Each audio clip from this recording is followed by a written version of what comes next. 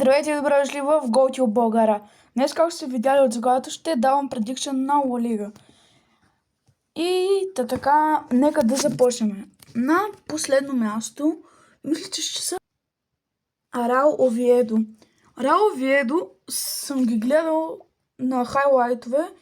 Имат добри атаки, но в La Liga според мен ще е много по-трудно за Реал Овиедо и ще отидат обратно в La Liga 2. Така, след тях на 19-то място мисля, че са Леванте.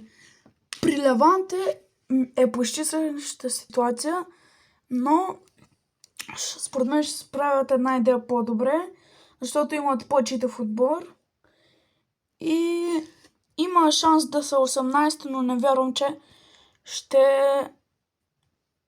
останат в La Liga. И на 18-то място мисля, че ще са Елче. Елче съм гледал цели мачове и не са ми направили най-голямото впечатление, но мисля, че имат повече потенциал от Реал Овиедо и Леванте. Но според мен няма как да се класират по-нагоре. Така, на 17-то място мисля, че ще са Депортиво Алавес. Алавес са добър отбор, но как съм и гледал мачове по телевизията и не мисля, че този сезон ще са по-добре от миналя. И миналя бяха по-добре със сигурност. Но този сезон мисля, че ще са по-зле. И да, така, на 16-то място мисля, че ще са Еспаньол. Еспаньол не са слаб отбор, но мисля, че в следващите години ще отпаднат. И Барселона взеха вратарят и Жоан Гарсия, който е много добър. И ще е много трудно за Еспаньол да са по-нагоре от сега.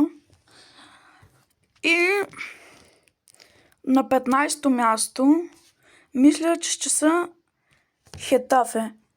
Хетафе преди 1-2 години ми бяха харесвали като отбор заради баджа и другите неща, но сега вече не ми харесват толкова и мисля, че ще са около 15-то място и имат потенциал и за по-нагоре, но мисля, че 15-то място е добре за Хетафе.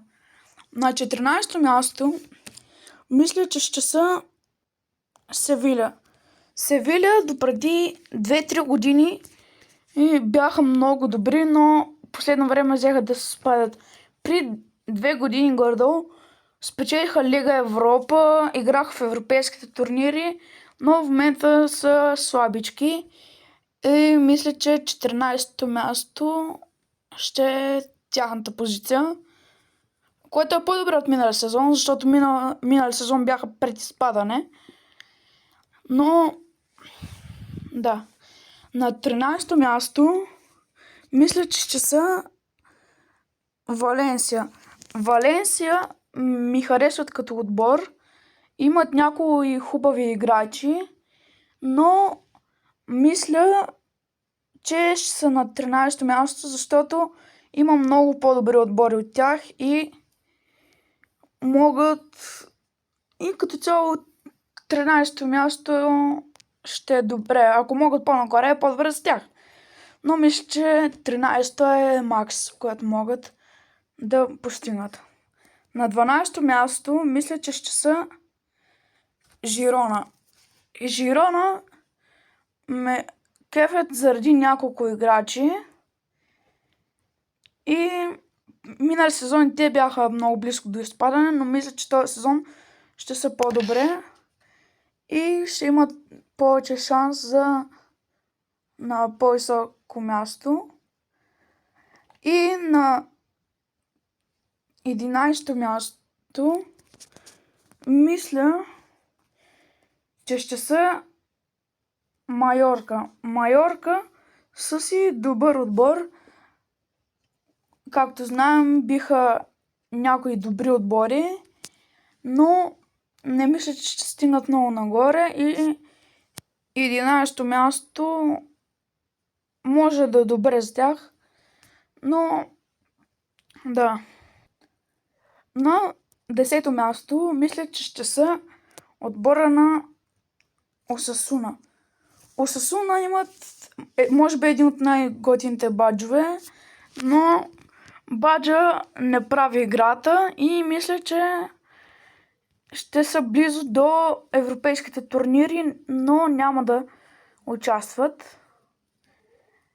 И 10-то място за тях е много добре. На 9-то място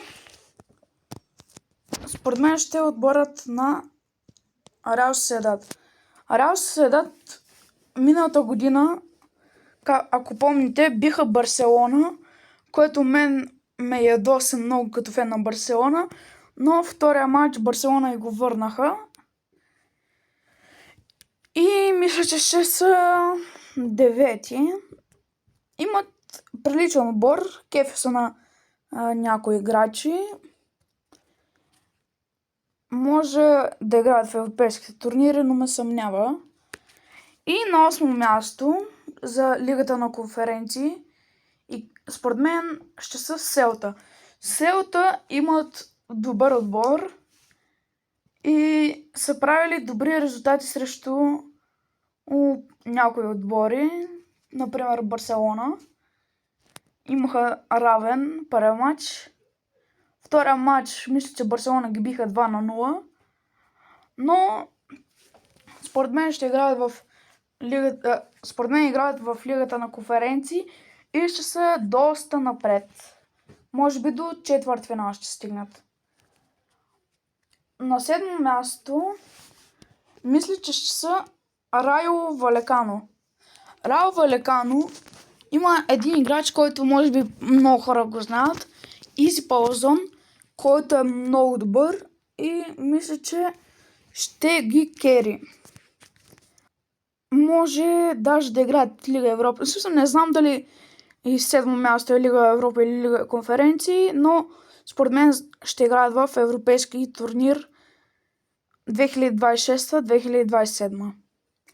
На 6-то място мисля, че ще са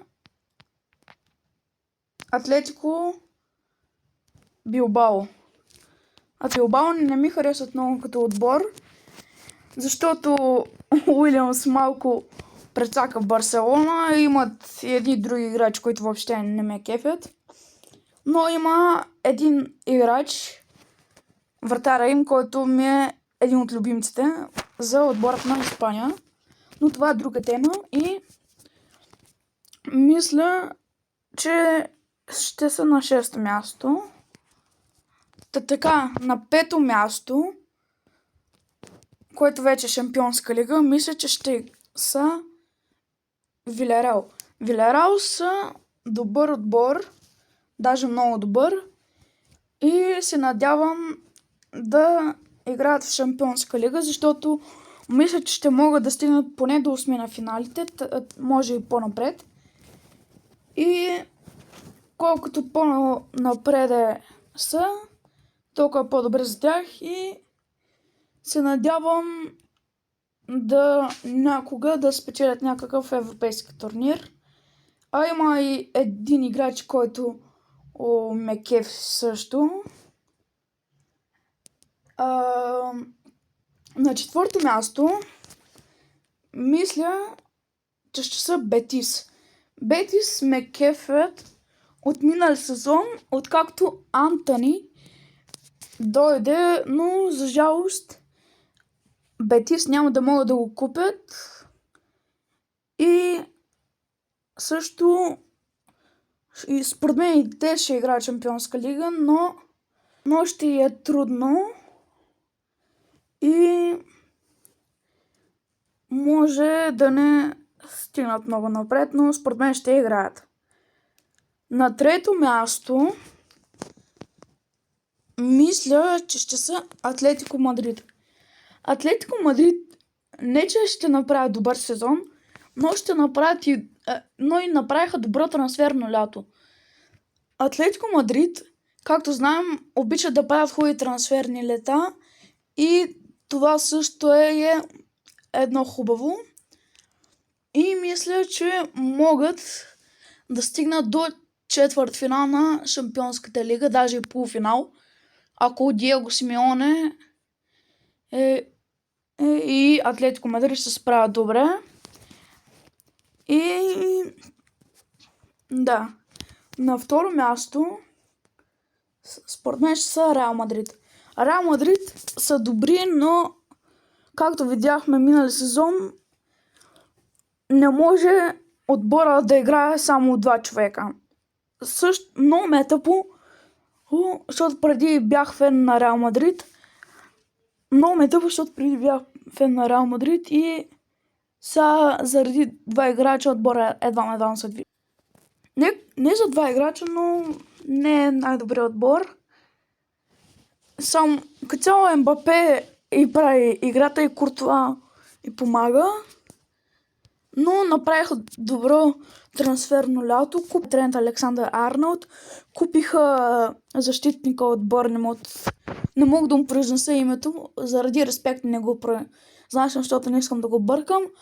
Взеха Алваро Карерас. И мисля, че ще вземат още един играч, но не съм сигурен.